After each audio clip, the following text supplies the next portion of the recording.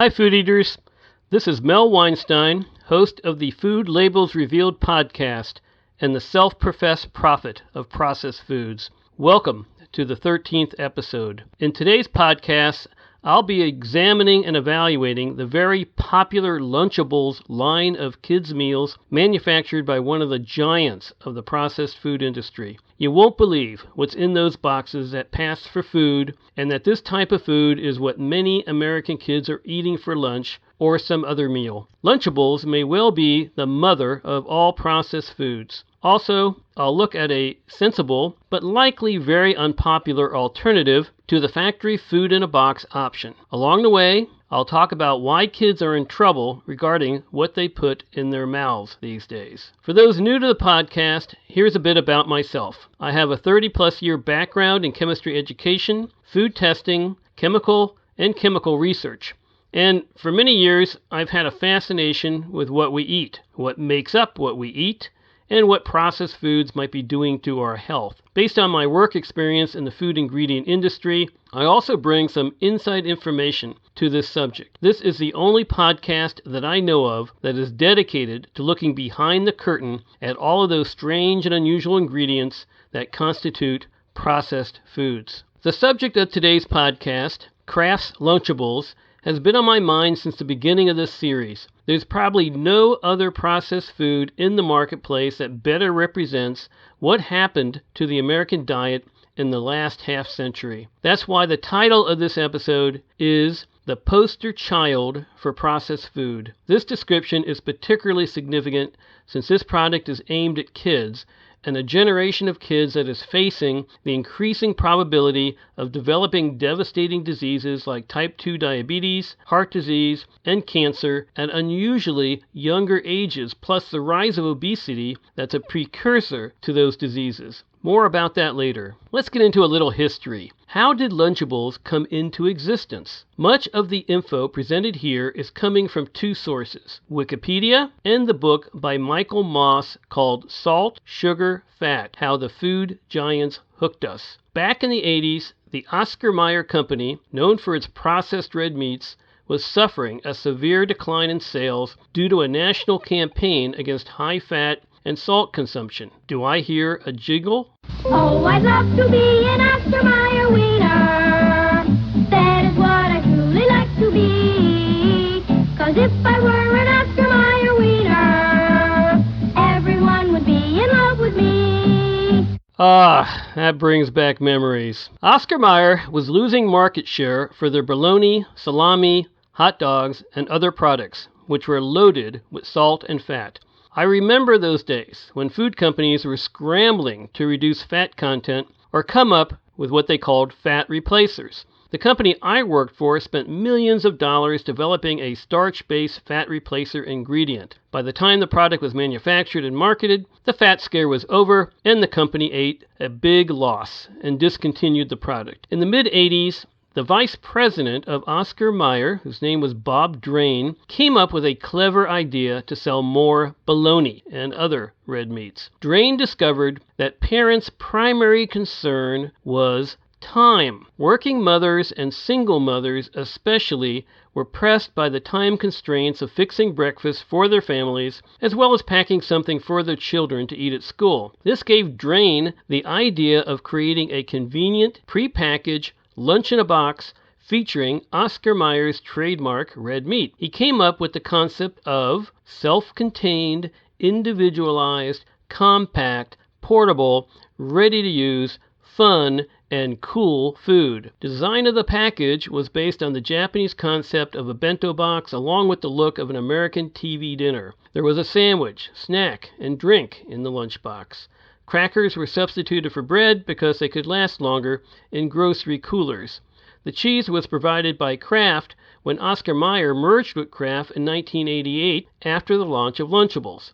That year, Lunchables became an instant hit with $217 million in sales in the first 12 months. But Oscar Mayer lost money on the product. In fact, $20 million in the first year. The tray sold for as low as $1.29, and the more they sold, the more money Kraft lost. What was going on there? The problem was production costs. As a brand new type of product, Oscar Mayer was unfamiliar with efficient ways of manufacturing a food kit. Drain had to buy time with an infusion of cash for his enterprise, so he pitched the Lunchables concept to the Philip Morris Company. Yes, the big tobacco guys, who just happened to own Kraft Foods at the time. The execs at Philip Morris agreed to back it. It worked. By 1991, after the manufacturing process was tweaked, the Lunchables line broke even. In the next year, Oscar Mayer earned $8 million. By 1995, 100 million pounds of trays were sold with $500 million in revenue and $36 million in profit. The Lunchable team started by using Kool-Aid and Cola, but switched to Capri Sun in 2000, when Philip Morris added that drink to its stable of brands. Along the way, Oscar Mayer did try to make their lunch boxes healthier by substituting fresh ingredients like carrots and reducing fat content, but the profits suffered. In defense of Lunchables, Jean Cowden, a Kraft spokeswoman, said the following: "This is not some big corporate plot to fatten up kids. This is what kids want. There are very few kids out there who will eat rice cakes and tofu." End quote. The Lunchable teams would delve into adolescent psychology to discover that it wasn't the food in the trays that excited the kids.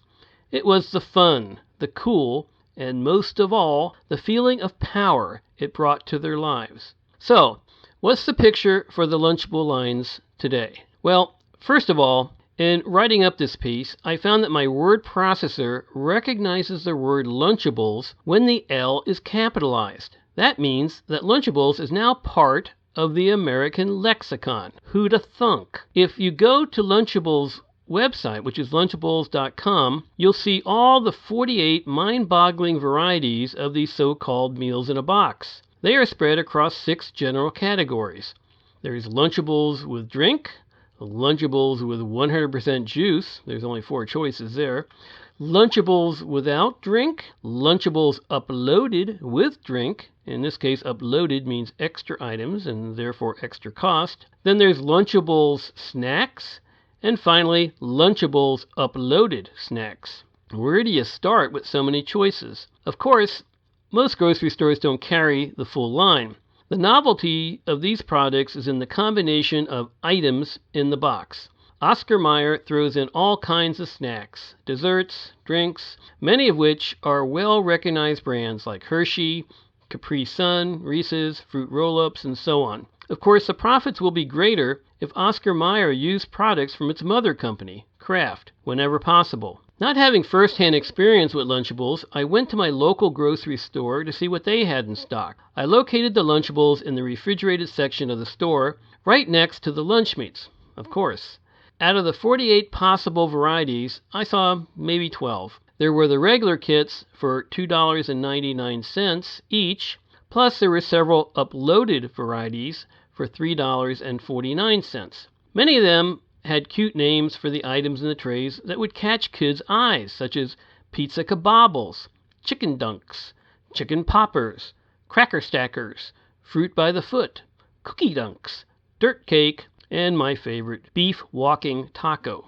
Naturally, I gravitated to the worst choice, so I selected Lunchables Uploaded, Ultimate Deep Dish Pizza with pepperoni. The box contains 8 individual items, and here they are. A 10-ounce bottle of spring water, a packet of pizza sauce, a bag containing deep dish pizza crust, a packet of pepperoni, a packet of Kraft cheese blend, a bag of Cheez-Its, a packet of fruit roll-ups, and 8, a packet of tropical punch Kool-Aid. Except for the cardboard box that holds everything, all the packaging does not appear to be recyclable, and the box doesn't say anything about that. Here are the instructions for use. Quote, "No need to heat. Spread sauce on crust. Add toppings. Enjoy."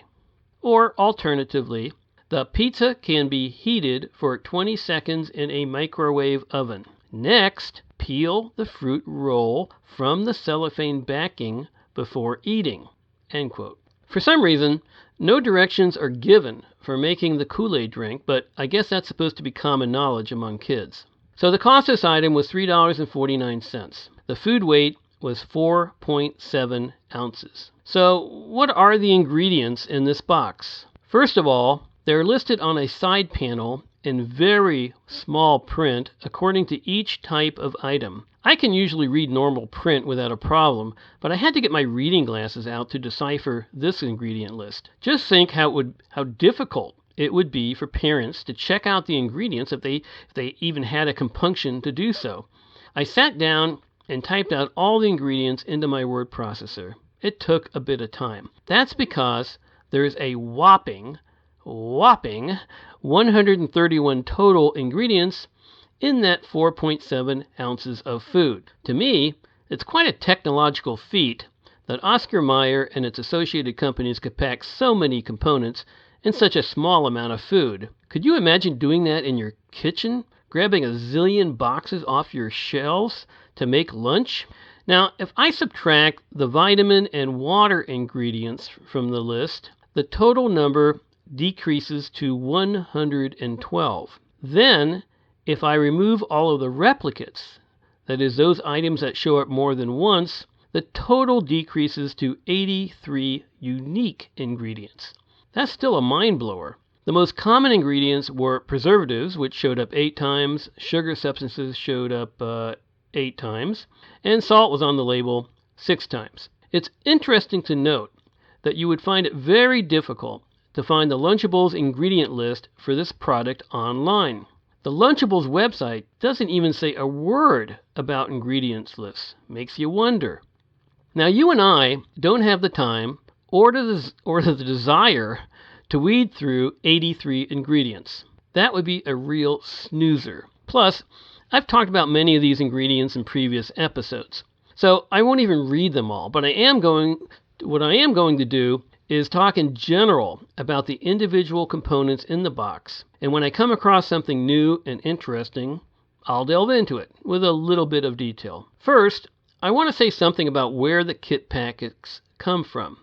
You might think that the Kraft Heinz company would package their own products in the Lunchables kit to maximize their profit. That's only partly true. The pepperoni, of course, is provided by Oscar Mayer. The cheese product is made by Kraft. The Kool-Aid is also from Kraft. However, the water comes from a private company called ApsoPure Natural Spring Water. The Cheez-It crackers are made by the Sunshine Biscuit division of Keebler, which is owned by Kellogg's. The fruit roll-ups come from General Mills. I don't know who made the pizza sauce or the pizza crust. In any event, Lunchables appears to be a collaborative effort among several processed food giants. Let's start with the pizza sauce. There's nothing really weird here. It has a preservative, potassium sorbate, which is an innocuous chemical, and then there's xanthan gum, an industrial chemical used to thicken products. Next, the pizza crust. There's 29 ingredients in this product alone, but the usual suspects show up that you'll find in the cheap breads lining most grocery store shelves. The crust is a combination of enriched flour. Translate that to mean inexpensive, low-quality white flour, with the addition of some whole wheat flour. Give Oscar Mayer a kudo for including some whole wheat flour, which is a way more nutritious ingredient than enriched flour. Oscar Mayer gets another kudo for using a salt blend of sodium chloride, which is table salt, and potassium chloride. The use of potassium chloride cuts down on the amount of table salt in the pizza crust. Then we have the mysterious ingredient called natural flavor. This bread requires 2 different dough enhancers for some reason. Dough enhancers are mixtures of ingredients added to dough to make it more pliable, easier to rise, and able to withstand the industrial machinery used to prepare the dough. After the first dough enhancer, we see more mysterious ingredients, namely natural and artificial flavors. Then we come to the first new ingredient, sodium stearoyl lactylate, a name only a chemist could love.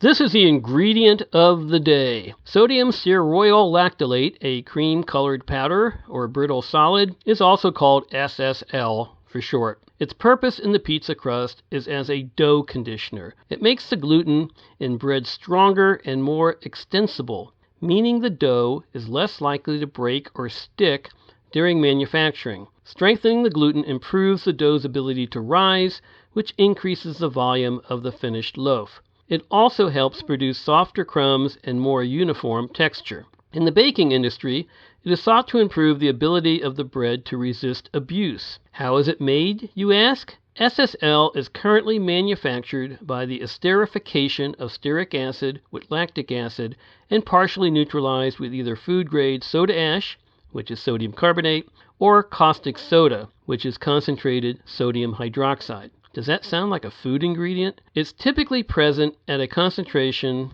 of 0.5% in flour and is considered safe to consume by the FDA. The next new ingredient on the label is rice bran extract. This is the oil extracted from the hard outer brown layer of rice. It also offers bakers dough conditioning properties, improves uniformity and texture, and helps retain moisture. Then we get to calcium propionate on the label. Here's a few words about that industrial chemical. It's a preservative to keep the bread from going moldy while it's waiting on the grocery shelf to be purchased. There are some downsides to the consumption of this additive. It has the potential to permanently damage your stomach lining by exacerbating gastritis and inducing severe ulcers. It has been linked to migraine headaches. A control group of children fed a strict diet without any food additives was compared to a group that was given traditional bread each day. The clinical trial revealed that irritability, restlessness, inattention, and sleep disturbance in some children may be caused by the preservative in healthy foods consumed daily. The last ingredient in the crust is cellulose powder. Interesting. Cellulose powder. Okay, powdered cellulose is made by cooking raw plant fiber, usually wood, in various chemicals to separate the cellulose, and then the cellulose is purified. Sound delicious? It should just be called wood isolate, in my opinion. Cellulose powder probably helps incorporate air into the pizza dough.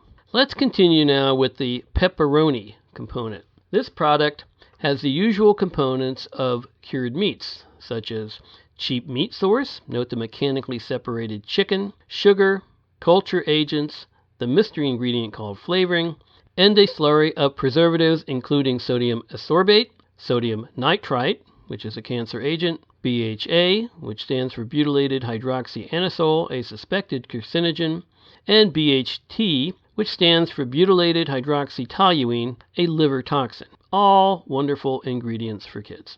Moving on to the two pasteurized prepared cheese products. They include the usual fake cheese ingredients. For a detailed analysis of Kraft processed cheese, I recommend listening to episode number 9 on the making of a bologna sandwich. Note that the two cheeses also contain the cellulose powder, just more wood fiber for the belly. Among the cheese ingredients is a new player, apocarotinol.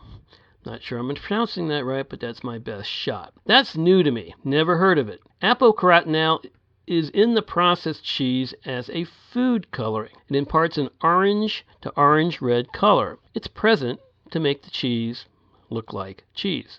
The Cheez-It crackers are next. Not much new here. There's the cheap white flour, vegetable oil, fake cheese, salt, coloring, and preservative. In this case, the preservative is an acronym, TBHQ, which stands for tertiary butyl hydroquinone. That name just trips off my tongue. This synthetic powder is a potent antioxidant. It combines with oxygen very rapidly and itself turns brown. In large amounts, TBHQ is harmful. Ingestion of only a gram produces nausea, vomiting, ringing in the ears, and delirium. Of course, you'd have to eat many bags of Cheez-Its to ingest 1 gram, but I'm sure there have been some valiant attempts to do that by Cheez-It addicts. Let's look at the fruit roll-ups. Nothing unusual here either. We have sugar plus acid plus fruit puree plus mysterious flavor plus coloring agents. There is a new ingredient called acetylated monoglycerides. which has not shown up before. Acetylated monoglyceride is an emulsifier in which acetic acid is bound with monoglyceride. It is used in powdered foaming agents, solvents, plasticizers for gums, and a coating agent for food. They are made by reacting fats with glycerol and triacetin. Sounds pretty chemical, doesn't it? Its role in the fruit roll-ups is likely to keep them from sticking together and forming a gooey mess.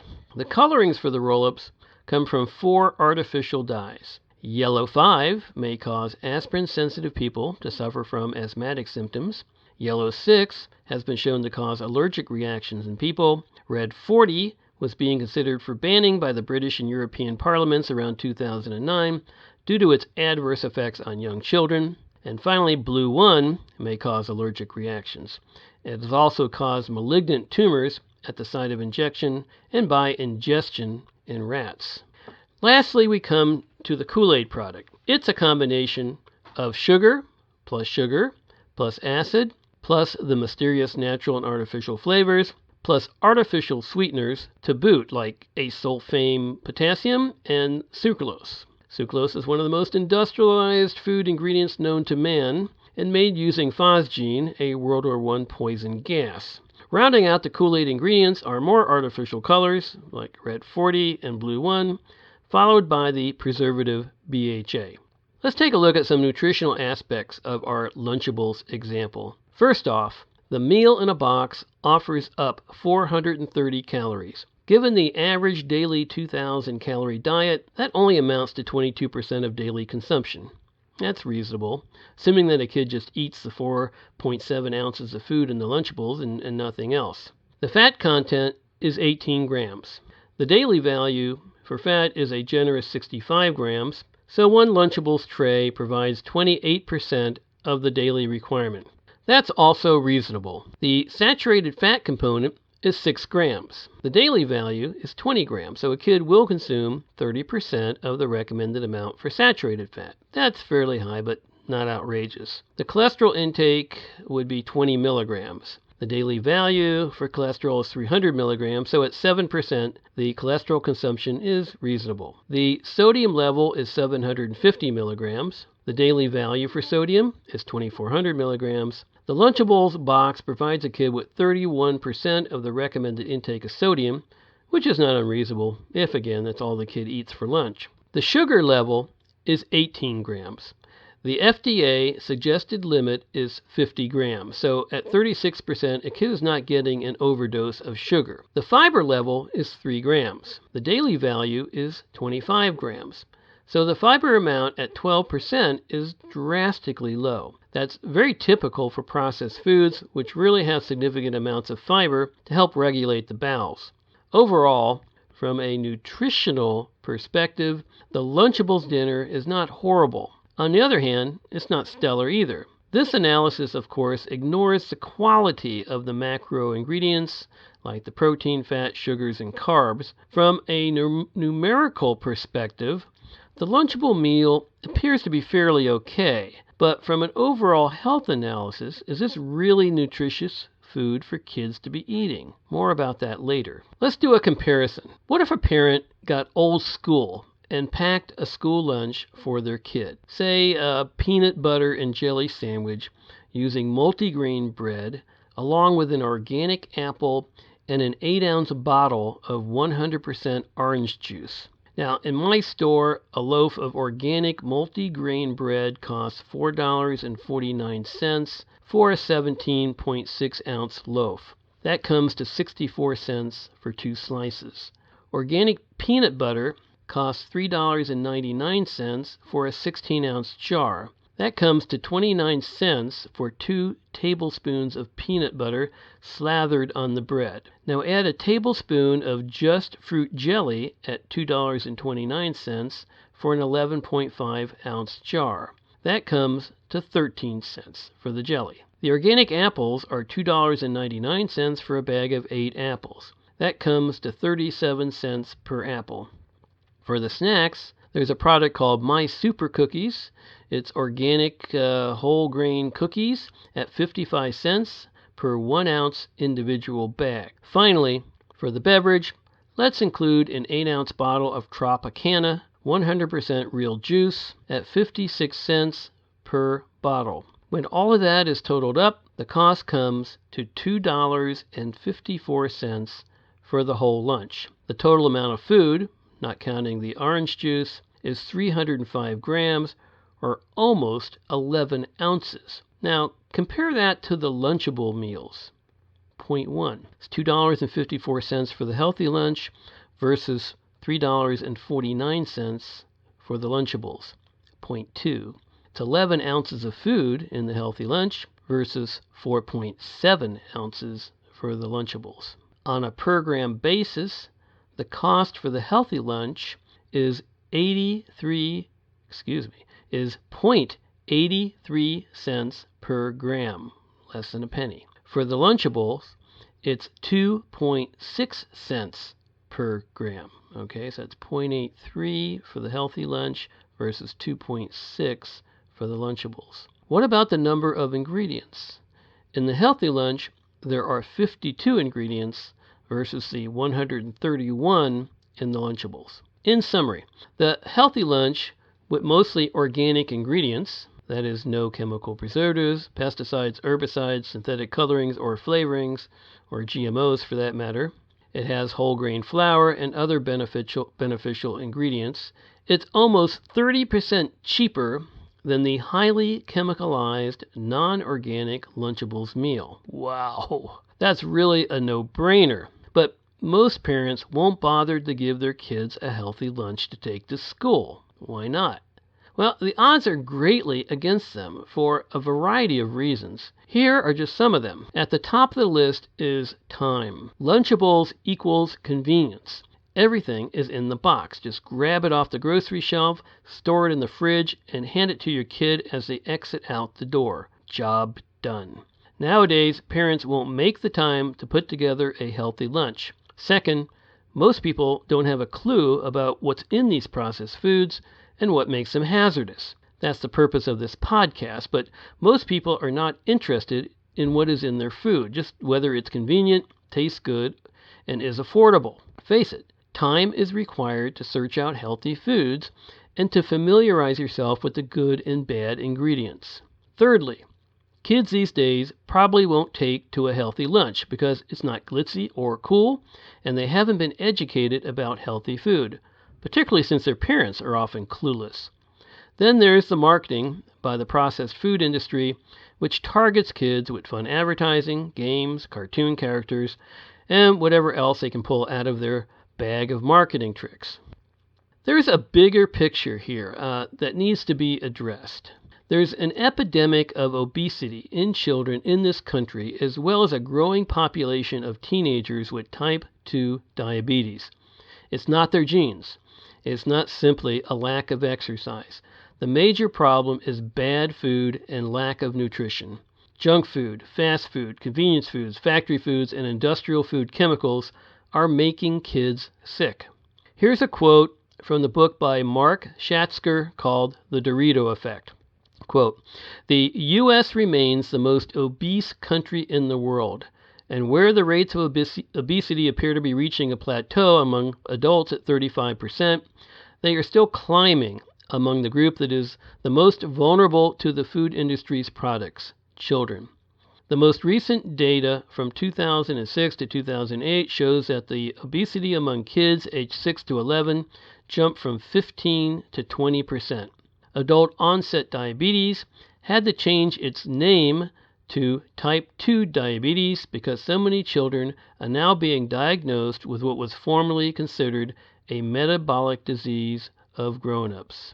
Once upon a time, we ate to sustain ourselves. Now, food itself is toxic." End quote. From WebMD, according to the CDC, Centers for Disease Control, more than 208,000 people younger than 20 have this disease. That number includes both type 1 and type 2 diabetes. 15 years ago, type 2 diabetes in children was almost unheard of. From the website diabetesforecast.org, In June 2012, researchers from the Search for Diabetes in Youth study released data showing that type 2 diabetes in 10 to 19-year-olds had increased 21% between 2001 and 2009. The researchers also noted that the number of cases of type 2 rose faster among girls than in boys. So, people really need to wake up regarding the food they buy to feed themselves and their kids, and who are the most vulnerable to a bad diet. Here's a final word on Oscar Mayers Lunchables. This quote comes from an article by Michael Jacobson on the Huffington Post, and the article is called Trashables. Oscar Mayers Lunchables are nasty, but the message to kids is worse. Quote, "The meat in Lunchables is so thoroughly processed that one is tempted to put the specified meat in ironic quotation marks. The breads and crackers and pizza crusts in Lunchables are primarily white refined flour, plus some eye-crossingly long combination of oils, sugars, leaveners, conditioners, preservatives, colorings, and flavorings. The deep dish pizza makes Domino's look like haute cuisine. Start with a spongy, frisbee-shaped piece of crust, squirt in some ketchup-like sauce, and then sprinkle on some shredded mozzarella cheese product. Complete the project by implanting the 5 little pepperoni discs composed of pork, mechanically separated chicken, and beef. And then eat the whole concoction cold. No crust, no melted cheese, and not a pizza." While Oscar Mayers' non-ironic slogan states, quote, "It doesn't get any better than this," unquote, one is tempted to substitute the word grosser for better. If a big advantage of Lunchables is that they require little thought on the part of parents, a big downside is that they teach children that food shouldn't require much thought, or that eating needn't be preceded by thinking. And that's what makes Oscar Mayers' cardboard-clad meals particularly tragic. Besides coarsening kids' palates, they teach kids that shrink-wrap convenience is the norm, that taking the time to make a sandwich or peel some fruit is a problem that needs an industrial solution like Lunchables, and that you don't have to think about what you eat at all. End quote. On that note, thanks for listening, food eaters. If you could leave a review, good or bad, at the iTunes Store, I would greatly appreciate it. You can find all the episodes of Food Labels Revealed at the hosting website called Podbean, located at www.podbean.com, Podbean, or by searching online for the title Food Labels Revealed. And of course, you can listen to the podcast on your smartphone or tablet by installing any of the typical apps like Apple's Podcasts, Google Play, Stitcher, TuneIn Radio, and other lesser-known ones. So, food eaters, what are your thoughts on the subject of Lunchables? Did this report freak you out? Please share your thoughts by emailing me at foodlabelsrevealed@gmail.com. That's all one string, foodlabelsrevealed@gmail.com. Until next time, take care, and if you want to eat well and keep yourself healthy, eat food mainly from natural plants, not manufacturing plants.